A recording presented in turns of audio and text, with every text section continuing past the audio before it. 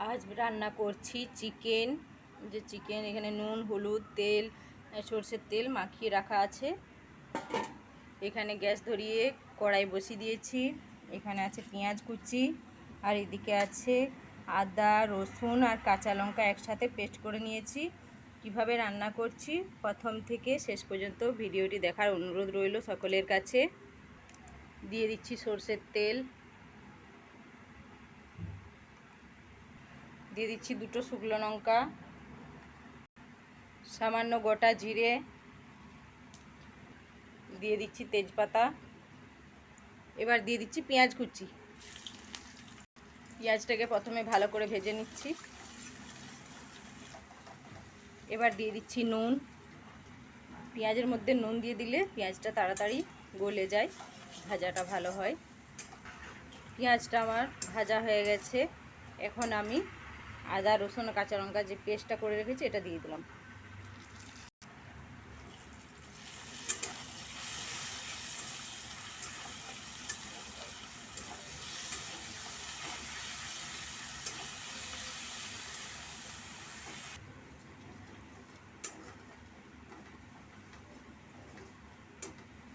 এবারে অল্প করে জল দিয়ে দিচ্ছি।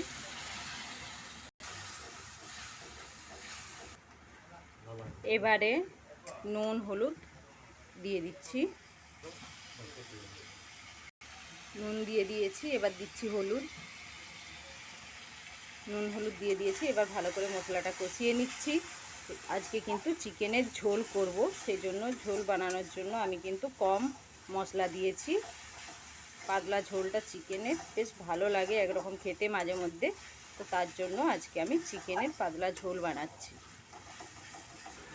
খুব সুন্দর করে মশলাটা কষিয়ে নিয়েছি, দেখো কত সুন্দর কালার এসেছে। এবার চিকেনটা দিয়ে দিচ্ছি। এই যে চিকেন দিয়ে দিচ্ছি।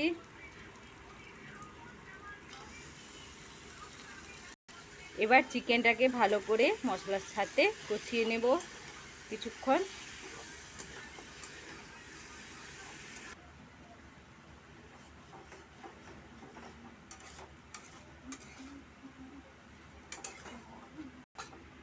খুব সুন্দর করে চিকেন কষানো হয়ে গেছে। এবার ঝোল করার জন্য জল দিয়ে দিচ্ছি। জল দিয়ে দিয়েছি। চিকেনটা কিন্তু কষানোর সময় সিদ্ধ হয়ে গেছে। চিকেন কিন্তু কষাতে কষাতে সিদ্ধ হয়ে যায়, তো আমি এখন ঢাকা দিয়ে একটু ফুটিয়ে নিচ্ছি। কিছুক্ষণ ফুটিয়ে নেব। ঢাকাটা এই কারণে দিলাম যাতে না কোনো কিছু পড়ে। ঢাকা দিয়ে রান্না করাটাই কিন্তু ভালো। এবার আমি ঢাকাটা খুলে দেখে নিই।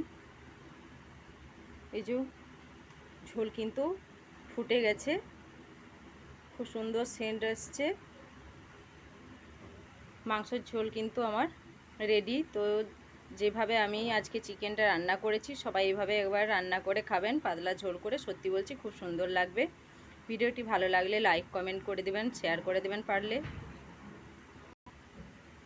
কালারটাও দেখুন, কালারটাও কিন্তু খুব সুন্দর এসেছে।